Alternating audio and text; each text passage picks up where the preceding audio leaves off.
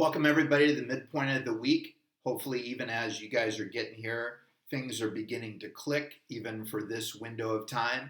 What I'd like you to do, and this is one of the things that we laid out today in class or Wednesday in class, depending on when you're seeing this, but if you tell me, please, about a couple of the features or things that you might expect in a medieval town. If you could go back in time, what would be some of the things that you would expect to see?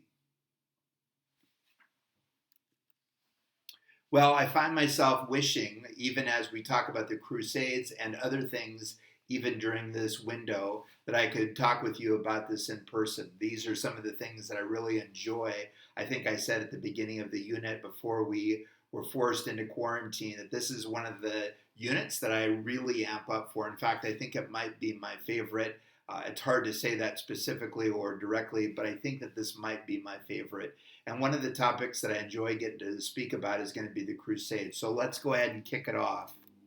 At the beginning of the Middle Ages, you're going to see the church looking across the board and seeing pagans, those that were non believers, and saying, our goal is to be able to communicate the gospel to them, to be able to get the word out to them about who the Lord is. And so they wanted to make sure that could happen. They also started to think about trying to take back or conquer land that they considered to be holy. Many of you guys are aware, especially in the Middle East and Jerusalem, the areas in and around that, there are a lot of areas that Jews specifically have over time thought about as holy land.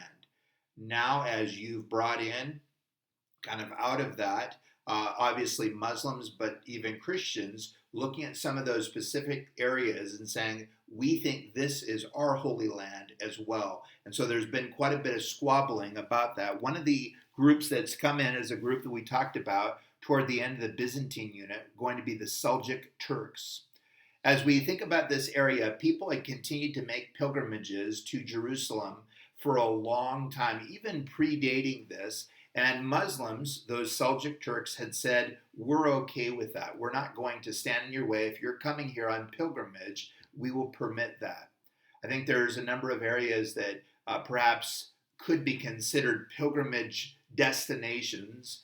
Even during this time, it was interesting. Ramadan has been going on in the area in and around the Kaaba, which we talked about during our first unit, has been largely free of people. It's amazing, or empty of people. It's amazing to see just how significant the quarantine has been. But the areas in Jerusalem were now going to be a destination for many people trying to go on pilgrimage, to see the streets where Jesus and the early church walked. That was something that they wanted to be in and around. After the Turks are going to conquer the city, they're going to now start cracking down a little bit more on Jerusalem specifically. They said, we don't want Christians coming here. This isn't going to be something that we want to permit. If you did want to continue to go on pilgrimage, there was going to be greater peril that would face you if you wanted to go to Jerusalem. And so it became the goal of the church. We want to now reconquer, to take back Jerusalem. This is a target, a goal of ours that we want to now set out there, to reconquer the holy city of Jerusalem.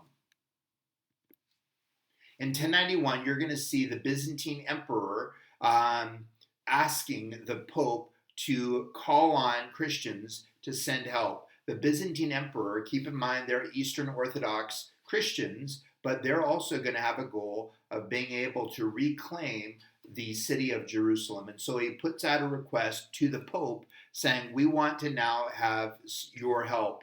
Keep in mind that this is going to be less than 50 years after the breakup or the Great Schism, the breakup of the church. And I think that the Pope understood or saw that perhaps this was a moment where the church could be reunited, being that it was only 50 years or so, less than, removed from that big break. He thought perhaps if we send help, there's going to now be an opportunity for the church to be brought back together as one.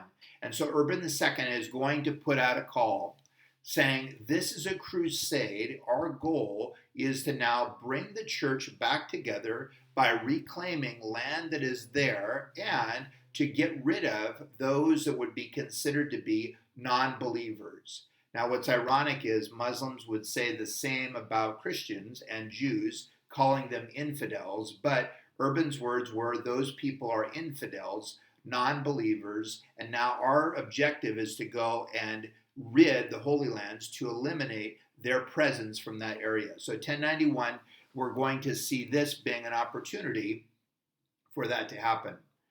100,000 guys, or roughly that, are going to now respond.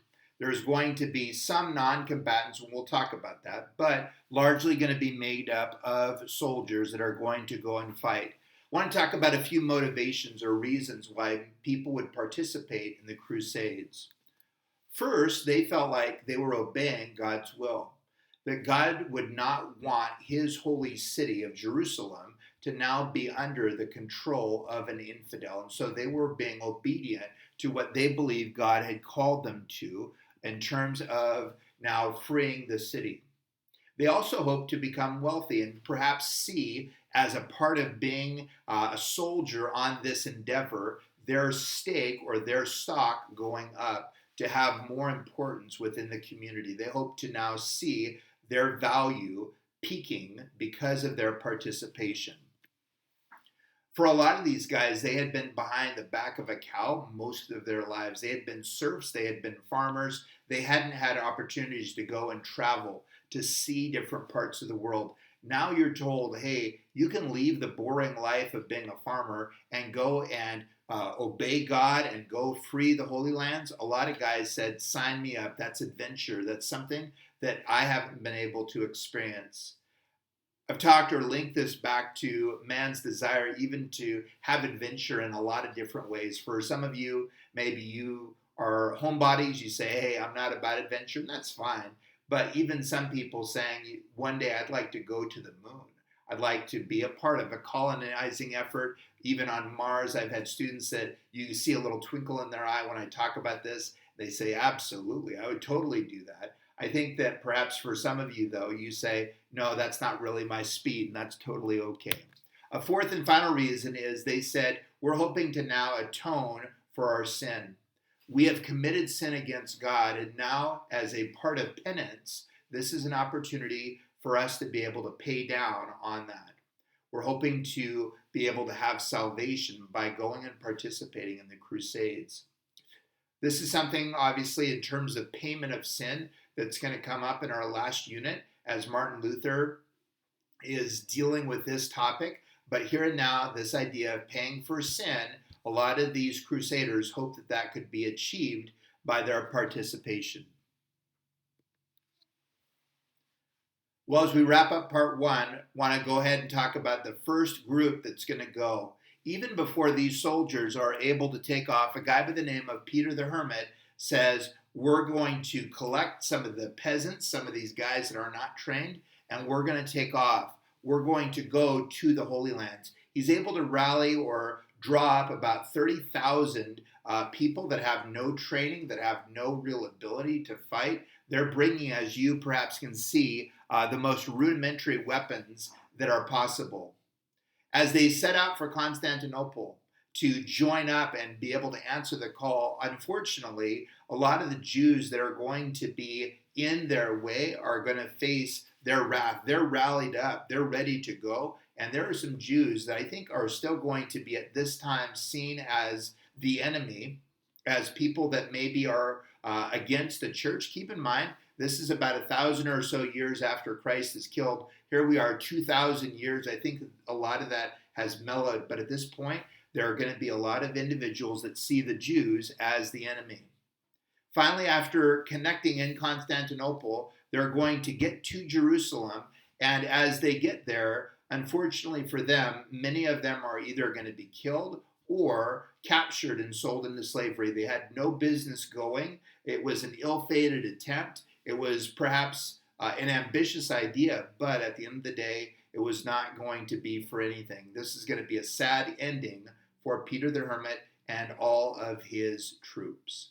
Well, as we come back in part two, we'll continue talking a little bit about the first two crusades. We'll finish up this first one and talk a little bit about the second one, and then we'll be done with the week.